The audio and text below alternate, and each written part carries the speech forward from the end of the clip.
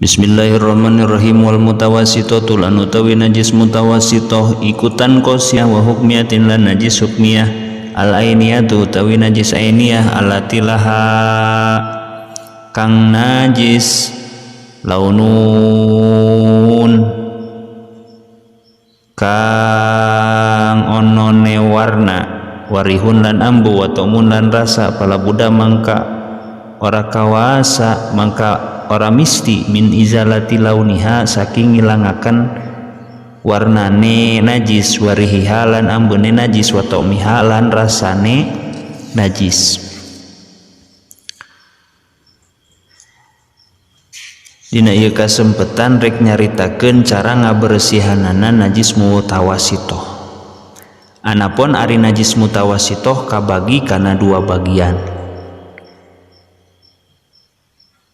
Seperti mana contohna najis mutawassithah seperti cikii atawa kotoran jelema atawa kotoran sato, termasuk ayeuna getih atawa nanah eta najis mutawassithah. Dina cara ngaleungitkeunana cukup dikumah ku cai sakali anu datang kana eta najis. Sakumaha diterangkeun dina hadisna Abi Dawud kanatis sholatu khamsina wal ghuslu minal janabati wal bauli sab'a marotin. Hartina kabuktian aya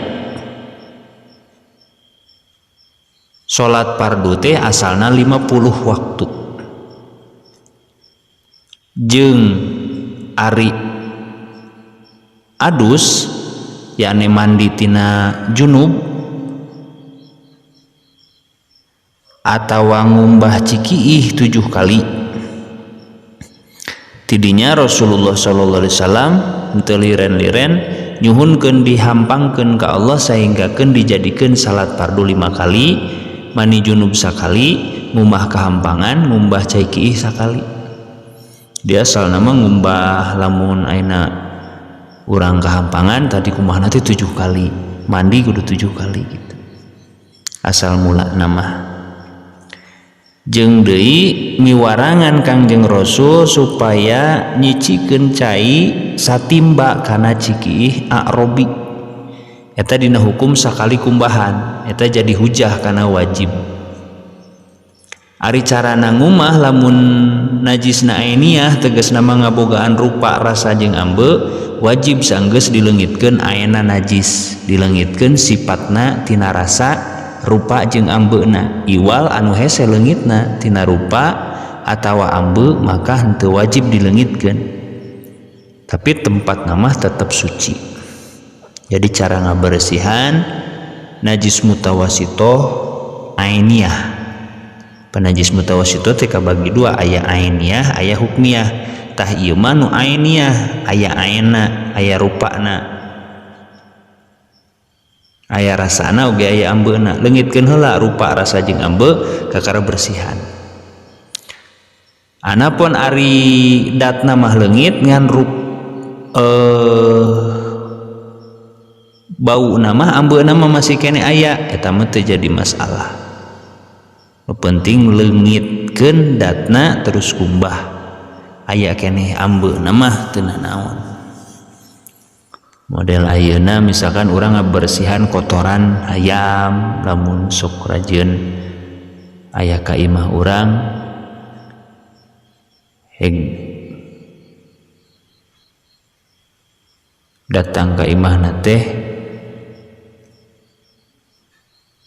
ayam teh kalahkeun biceun kotoranana di dinya, maka cara ngabersihanana piceun heula aena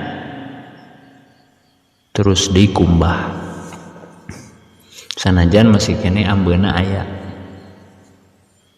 ta tempatna tetep eta kaasup sucinya. Wal hukmiyatu lan utawi najis hukmiyah allati la launa kang ora nono rupa wala rihalan ora nono ambe wala ta'malan ora nono rasa yakfika nyukupi siro jariul mai ngucurakeun banyu alaiha ing atase najis. Anapun lamun seug mah najisna teh mutawasito anu hukmiyah. Jadi nu disebut hukmiyah mah tegesna mah tempatna di hukuman najis bari henteu katembong aya najis. Seperti naon cikiih anu geus garing bari henteu kanyahoan sifatna dina ngaleungitkeunana cukup eta mah ngucurkeun cai kana tempat eta najis. Sakali ngucurkeunana tapi 3 kali eta leuwih utama. Sabab eta teh ngaleungitkeun najis. Maka disunatkeun 3 kali seperti susuci tina hadas. Jadi lamun najis hukmiyah mah kitu nu teu ngabogaan rupa, ambe, jeung rasa. Jadi lamun aya baju kacai kiihan atawa tempat urut cikiih geus garing cikiihna teh maka eta mah cukup banyur we wungkul gitu. Sakali wajibna 3 kali sunatna. Saur Syekh Al-Husni syarat ngaleungitkeun najis lamun caina saeutik caina kudu dikucurkeun kana tempat anu kakeunaan najis. Lamun pakaian anu kakeunaan najis dilelepkeun kana jolang cai anu kurang tina 2 kulah atawa kaasup kategori cai saeutik maka eta pakaian henteu suci sabab caina jadi mutanajis. Nah ieu mah lamun seug urang nyeseuh khususna kaum ibu lamun seug nyeseuh urang kabuktian baju atawa calana kakiihan budak kakiihan ku budak nu geus rada gede heg cara nate si baju nate kalah dilelepkeun kana jolang atawa kana tempat cai nu sanes kurang ti 2 kulah caina saeutik saemer maka eta teu dihukuman suci malahkeun jadi nyebar najis nanti ka pakaian-pakaian anu sanes lamun dihijikeun. Jadi syaratna lamun cai saeutik dikucurkeun we. Jadi alus keneh ku cai nu ngagolontor.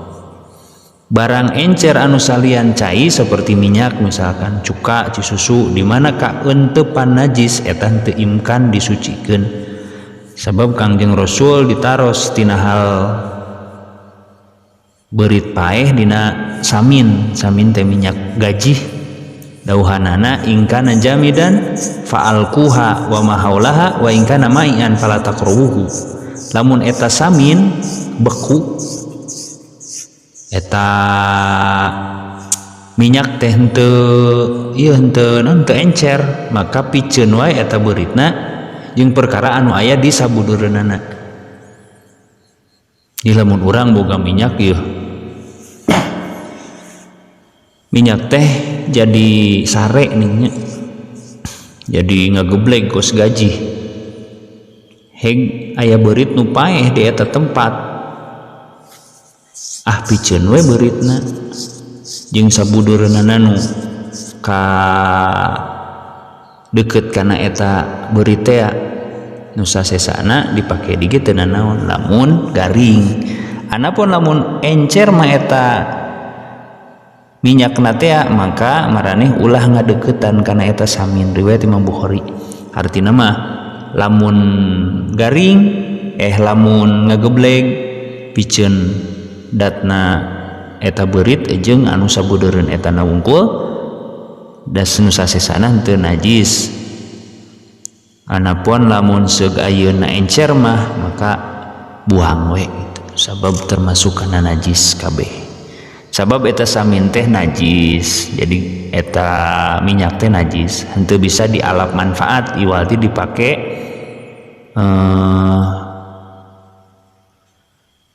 nyunut lampu ngan kade diulah di masjid nyunut lampuna sebab kade teh najisnya. Jadi kitu ieu katerangan nyaritakeun cara ngabersihanana najis mutawasitoh. Ngan eta mutawasitoh kabagi kana 2 bagian aya ainiyah aya hukmiyah. Ainiyah jadi aya datna aya rupana aya rasana aya ambeuna aya terus di hukmiyah mah teu aya cara ngabersihanana lamun aya ain aya datna piceun heula datna terus di kumah lamun teu aya datna langsung wae di kumah. utamana sakali leuwih utamana 3 kali kumbahan. Jeung lamun seugeun urang mangihan misalkan aya minyak kakeunaan ku beurit heg beuritna paeh di eta tempat, lamun teu asmah piceun wae beuritna jeung sakurilingna nu sasesana bisa dialap manfaat. Lamun seug cair mah piceun kabehanana sabab termasuk golongan najis. Wallahu a'lam bishawab.